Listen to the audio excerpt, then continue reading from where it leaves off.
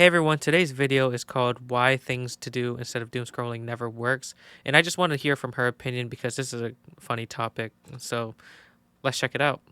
Every single one of those things to do instead of doom scrolling videos. Go for a run. Write a novel. I already know this is... I don't want to offend anyone from any of my comments in this video, but I might be unhinged. Just giving a warning. Make some friendship bracelets. Climb Mount Everest. Give birth. Call a friend.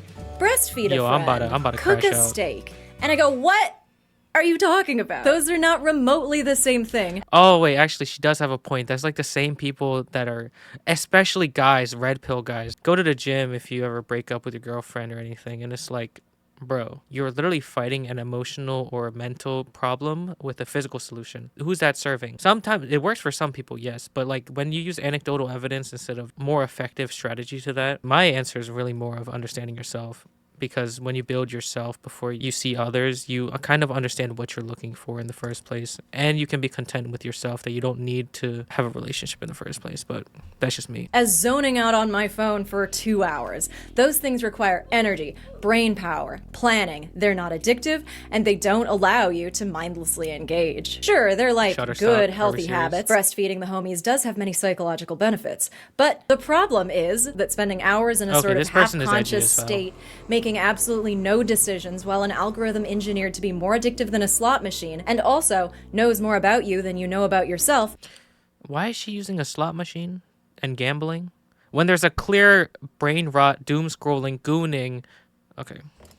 Perfectly curates every single moment of an experience tailored exactly to you.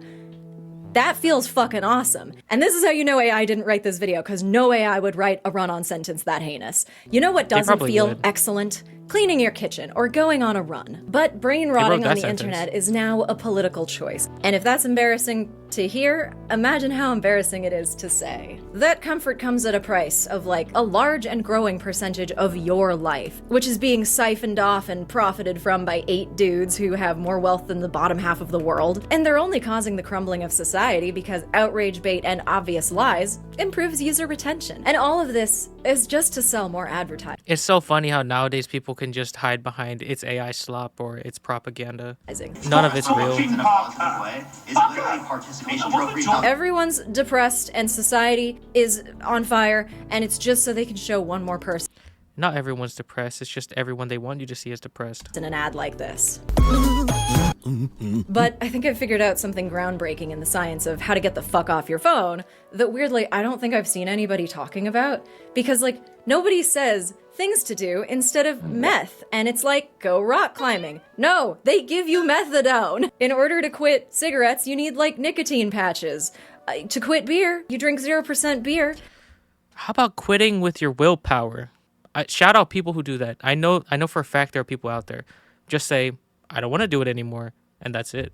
We have no self-control anymore, no discipline, guys. Like, please, give me some, like, hope in humanity. And then you can... There has to be somebody out there that did that. Just, instead of smoking anymore, they're just like, I quit. I don't want to do it anymore. Not because of family, not because of anything else, just because I don't feel like it. We have to have people like that. Give me hope, please. Be like these cool, trendy, non-alcohol drinkers, having the time of their lives, and remembering every stupid thing their drunk friends said. Oh, don't they make you just want to drink non-alcoholic bread water? Yeah. So, what do we do to replace... What is with all this yapping? A lazy mind-numbing habit. Probably a lazy mind-numbing activity, which sounds like...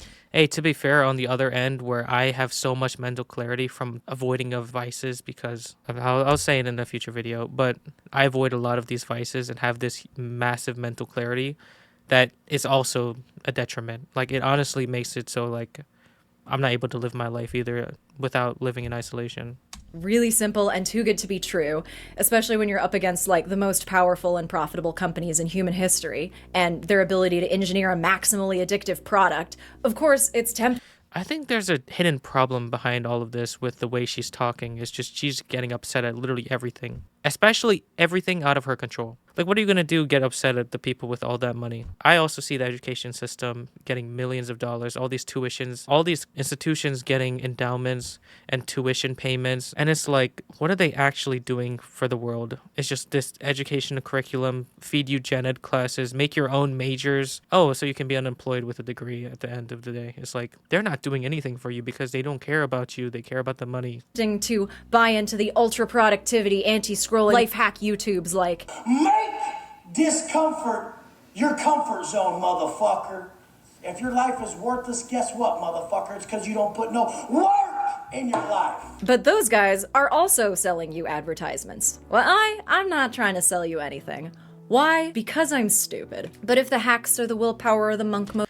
That's another thing. People care so much about incentives. Doesn't this literally prove their point with the rich people just taking money and siphoning money from people that are on social media? And now she's like, oh, I'm stupid for not selling a course to you guys. Nobody has good intentions anymore. Like seriously, nobody wants to do good in this world. Do something without trying to get money from it. Get profit off of other people. Are we serious? What haven't worked for you, they don't really work for me. Here's something else. Throughout human history, humans did brain-dead easy manual labor like weaving baskets and whittling spheres and there's skill to that. clacking rocks together. Things that might be complicated or hard to learn at first, but once you know how to do them, you can just do them. And now we have disturbingly little to do with our little grabbers on the day-to-day basis other than like a typa and a swipa. I posit that at least half of on average, 144 times you're checking your phone, it's just because you don't have anything to do with your hands. And as I'll show later, the phone has become a literal extension of your body, so going full iPad. So we're blaming our hands more than our mind. Got it. That makes complete sense. Baby is just the easiest thing to do. How about we chop our hands off and we imperative to Doomscroll popped into my head, and now I can't stop thinking about it. So you gotta find low effort, easy activities, especially if you're one of those fidgety people for whom this image instills pure rage. This video is for you. I don't know what to do with my hands and... I thought she was going to give an actual solution to all this madness, and she's just saying the most simple stuff where I've seen everyone else say, just do something boring. Are we serious? Real life. That's why I smoke. And while I'm here, I'm gonna try some of these low-effort, handy sort of hobbies to maybe steer you in the right direction of what to look for and what will work and what won't work. My criteria are threefold. Number one, can I do it when my brain and my body are just completely exhausted and I just wanna rot? This is excluding things like walking and journaling because I'm tired. I don't wanna do that. And number two, do I have to use any brain power? Do I have to use a single brain cell while I'm doing it? Do I have to plan? How many brain cells do you have, though? If yes, absolutely not. I want something that is plug and play. You plan it at the outset maybe, and then you just go. And number three, I want to be able to do it on the couch or in bed. I will not be sitting at a desk. I don't want to. So with all that in mind, let's see how we do. I am so fucking stressed out today. So today I'm going to try neurographic drawing, which this is my first attempt. It's not good. It looks bad. But, you know, sucking at something's the first step to being kind of good at something. If I can do this, literally anybody can do this. Okay, look at this drummer. Holy shit, really?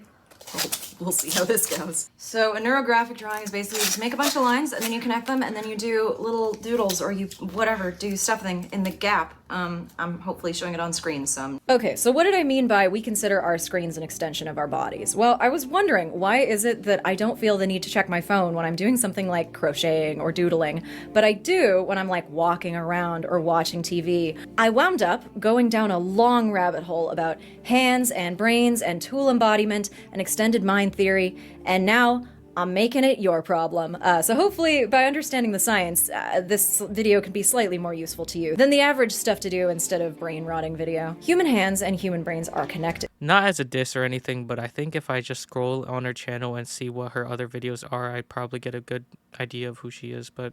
Philosophers like Immanuel Kant say that the hands are the outer brain. And some science suggests that our brains evolved to be as complex as they are because of our dexterous little nacho tongs. That's because they enabled us to use and make tools, although it took loads of evolution between having hands that could make tools and having brains that were big enough to figure out how. Then our brains evolved body schemas, which is our physical sense of self, to include the tools that we use. So if you use a certain tool long enough, it becomes embodied. Unless you're me and you're trying to crochet. What the fuck is going on here? When you're eating spaghetti or like driving a car, you don't notice the part where you're like manipulating your hands to use the fork or the steering wheel or whatever. You're just like, I'm driving, I'm eating. So I made it. Is it good? Not particularly. Did I have fun? Yeah, kind of. I think this was very nice, and I didn't need to use my brain.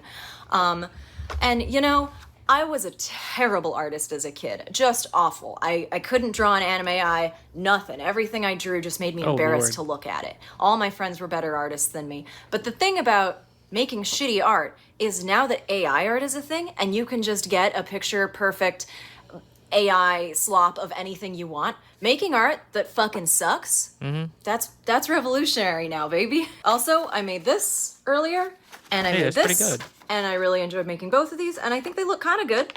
So just find some Instagram tutorials for art meditations.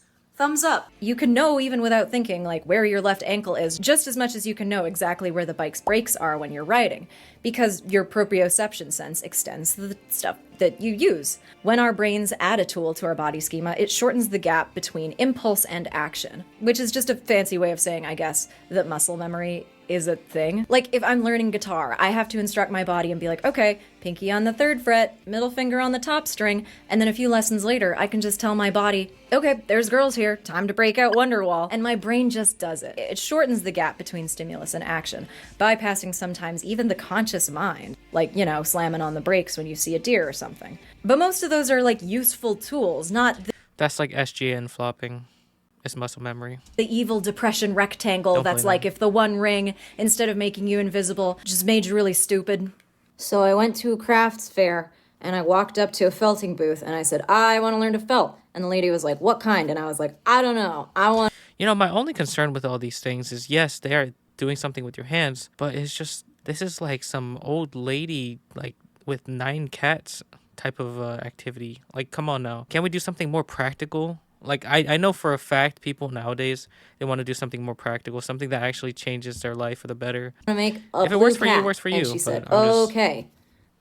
And here I am. So, of course, our smartphones are embodied tools in the sense that they feel like an extension of your body when you're using them, but they're kind of unique in that they're also kind of part of our body schema when we're not using them because they're always in our pockets. They are a permanent part of our body schema, which is rare for people without mobility devices to have permanently embodied tools unless you're Sweeney Todd or something. At last, my arm is complete again. As an example of a shortened gap between stimulus and action, the second I remember literally anything I ever did or said between the ages of like 12 and, I don't know, yesterday, I just reach for it immediately. I don't even think about it. You probably do this too. Stimulus, action. There was no, I think I'm going to look at my phone. And I can't even use the I was just checking the time excuse because I literally have a watch to show me the time. Unless it's on Snoopy mode, and then it can show me Snoopy. Don't buy an Apple Watch for that. Don't buy an Apple Watch for that. You are not immune to propaganda. There's an argument from the extended mind framework that goes a little something like, because we use our phone for so many cognitive tasks, the phone isn't just part of our body schema, but literally a part of our mind. It stores a lot of our knowledge. We offload a lot of our brain power to it. And the thing about this argument is they made it in like 2012, back when phones were exciting new technology. But now, I think the same argument still applies, it's just kind of spookier. But then, I looked into the extended mind framework, and this whole thing goes a lot deeper. So, according to this paper, there are 2 traits that can heavily predict your smartphone usage: high neuroticism and low conscientiousness. Basically, if you're anxious, a dumbass, or both, you're going to be reaching for your phone. And that's because people with these 2 traits are especially prone to mind wandering, which is, you know mind wandering, when the attention shifts away from a specific task and floats around to spontaneously generated thoughts. We usually think of this as a bad thing, like, oh, zoning out in class, I'm rehashing an argument. But mind wandering isn't all that bad. In fact, a lot of it can be kind of the source of all creativity. So anyway, mind wandering isn't a problem. Hypnagogic state, Thomas Edison. problem in itself, but the problem now is that mind wandering is just a trigger to use your phone, which interrupts any hope of you having a single interesting thought by bombarding you with made-up Reddit stories over Minecraft parkour and, like, outrage bait. Listen, I know Trump, maybe blew Bill Clinton, stop telling me. Well, fucked up, but I'm gonna call that done. Would I recommend sculptural felting? I would say yes, however, this one was a little bit more difficult than the other ones, which is just to follow a pattern and then mindlessly do it. This one is good for if you have like 2 brain cells to rub together. Maybe that wouldn't be the case if I made like 1,000 of these kitties, but usually with sculptural... Hey, you would see that in a Japanese store for like $10 in the States. Felting, you're making like something different every time. Also for all my fellas, I know this is a very cute little guy, but the only person I know who actually felts is a dude, and he makes like forest scenes. So there you go. I'm looking up felted cats and expecting to mostly see stuff like this, and then I see photorealistic, like it looks like a stuffed cat. Cats? That's insane. Crazy to me. Mind wandering is highly associated with fidgeting, but I found another paper saying if they can master that for a person, nah, that'd be insane. Like someone's head. I don't know why I thought of that, but... that, you know, according to the extended mind framework, fidgeting is mind wandering. It's not just like a symptom of it or a consequence of it. Your hands are part of your mind, after all. And for me, at least, trying to have a single creative thought while just sitting still like this is torture. Okay, so today I'm doing macrame. I'm gonna make some kind of a bracelet. And I remember this being very fun and easy when I was a kid. I don't remember how to do it. So I watched a YouTube video. We'll see how this goes. Okay, so here's me attempting the first knot. So we Hey, if you were a dude following her advice on things to do instead of doom scrolling, use our hands and we use fidgeting to think. Fidgeting is required for spontaneous creative thought, and use of our phone is a sort of automatic fidget. That means that we are having our thoughts, our creativity, and our ideas stolen from us every time we reach for the phone instead of like playing with a pen, or God forbid chewing our nails, or, you know, doing a little easy craft. This article specifically talks about how phone checking is replacing mind wandering, daydreaming, and other internally generated thoughts. And you'll definitely notice that you're using your phone as like a fidget toy if you've blocked apps on your phone, so now... You know, I'm going to talk about this in one of my videos, but using your phone, you're in the middle state of focus and diffuse mode, which daydreaming is in the diffuse mode, and doing like deep work is in focused mode. So technically your brain is activated in analyzing what you're actually watching, but you're also relaxing at that time to not use as much energy. So it's like this gray area in the middle where you're not fully focused on something, but you're not also fully relaxing. And so you're just mind numbing yourself, basically. And so anytime you want to focus on something and anytime you want to relax, sometimes you're itching for your phone. Then you're not focused on doing something else. Or when you're trying to relax, you're trying to get your phone again. So you're just screwing around on the health app, or you're like looking at the weather and you're like, I could just look out the window. Why am I doing this? So I guess what I'm saying is, you know how all those self-improvement YouTubers are like, you're overstimulated, you need to embrace boredom. Self-improvement videos are shit. I don't think they meant by like sitting and staring at a wall, but just something like this, you know? Nice and understimulating. Okay, time out. I know what my audience looks like. All my fellas. I see you fellas, and I know that old lady hobbies are not what you're gonna be into. But first of all, the only people who think that crocheting is a little fruity are your stupid guy friends. Chicks think it's hot, okay? But I still want you to feel included. I know that 90% of... Does she have a Twitch stream at this point? Like, she might be like an Amaranth or whoever that other person, Morgpie? Those things to do instead of doom scrolling videos is like sew a pretty dress, paper hearts, or have a sleepover with your bestie and make your boobs kiss. And I'm sorry about that. So I asked a couple of my guy friends what some of their low effort hobbies and activities are, and here's what they told me. Gaming, gooning, longing, podcasting, facing the void, ripping darts, standing in an alley and drinking beers and saying yup, dying in war, liking and subscribing, kissing the homies goodnight, and model trains. And I think one of them also said painting figurines. So I guess that's what the fellas That was are the up to. only This normal helps, one. But anyway, if you've got one, comment it. I would also like to point out that the hot guy from the Heineken ad was wearing the same shirt that I have because I made it. Crochet pulls. So okay, to beat phone addiction, you gotta do something with your hands. Obvious thesis made obviouser by me reading a whole book about hand-brain science. Okay, so do we like macrame? Yeah, I think this was kind of fun. There's absolutely no tutorials on how to make this clasp around your wrist that I can find, so we'll have to figure that one out. But I made this.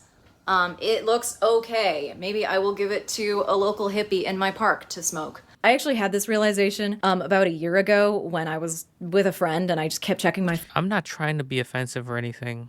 And obviously, whenever I preface that, that sounds like I'm trying to be offensive. I think sometimes she might just need to not react to literally everything. You don't have to, not everything has to have a reaction.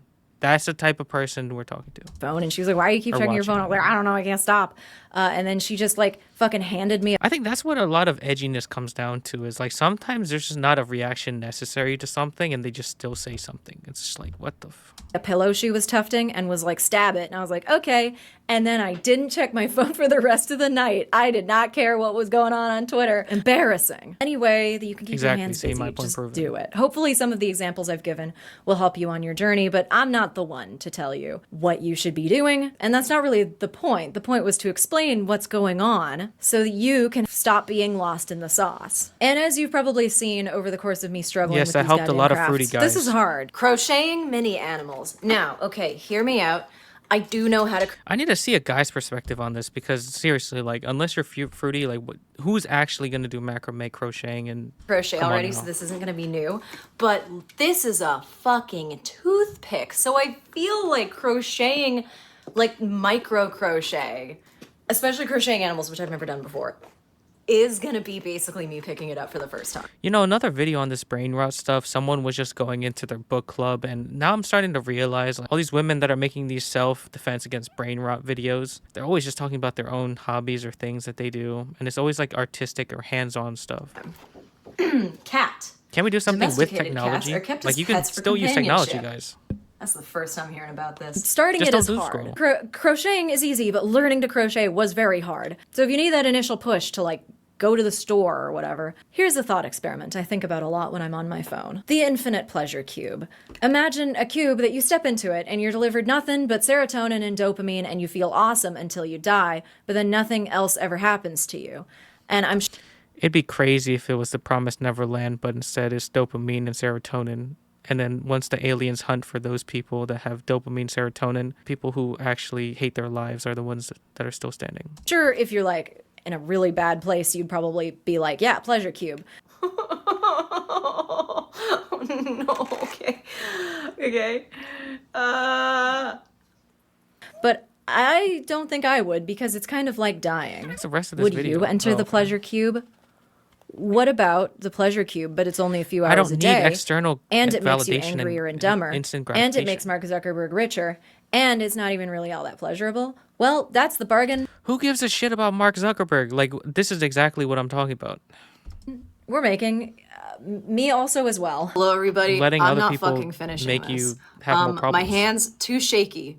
This hook too small, okay? I love regular crocheting, but this is fucked up. So you know what? This is a good example of what to look for something that does not keep your hands occupied while allowing you to relax, because it was not relaxing. It was extremely stressful, and I never got into a good flow state where I was just like, do. So yeah, if it sucks, hit the bricks, thank you. And you know what did it for me? Trying to make the ears to this cat, okay? These are not ears, these are just jumbles of knots. Are you kidding me? I followed the instructions exactly. Leave the pleasure cube. Sure. Go do what our ancestors stretching back before even Homo sapiens existed were doing. So basically, we shouldn't take advantage of AI and technology that's gotten so advanced that we have a universal database of literally everything we want to know in the world. Let's just turn back into throwing spears and shooting bow and arrows and go hunting for deers. Like, are we serious? And go do some goddamn arts and crafts. This video was sponsored by Inshitification. Hey, you know how everything is worse, has more ads, is more expensive, and is somehow also majority owned by BlackRock? Well, we're dedicated to making your experience worse and your life shittier. Just stop impulse buying. Stop feeding these corporations if you guys hate them so much. Just stop buying shit. Like, look at that whole room. I already know you... Okay, that money that we're saving by replacing our support staff with chatbots and our artists with AI-generated corporate Memphis. Well, we're gonna reinvest it into buying back our own stocks to further enrich our shareholders, and only our shareholders. Tell me you know economics without telling me you know economics. Vacation used to cost $50, but now you can get it for the low subscription of $12.99 per month, every month, for the rest of your life. And you can finance that on Klarna. Okay, this video because is we're a edgy as monopoly hell. now. Like, what else do you anyone do? agree with me? Go outside? More like go fuck yourself. Don't forget to use You spelled yourself wrong. my code Hazel is online to pay 20% more. Like and subscribe. Oh, you have a Patreon too? You literally said you didn't sell anything out, and that was stupid of you, and you have a Patreon. See, I can't with the superficials. I'm not gonna curse. But actually, please do like and subscribe. Okay, bye. Anyway, that was a fun video to react to. I'm definitely gonna try to be more unhinged in future videos if they allow me. Yeah, the original video may or may not be in the description below. It depends how I feel. And thank you guys for watching. I'll see you on the next one. Peace. If you want a place to reflect, ask questions, share ideas, or talk with people who are trying to live their life intentionally, you can join my Discord server in the description below.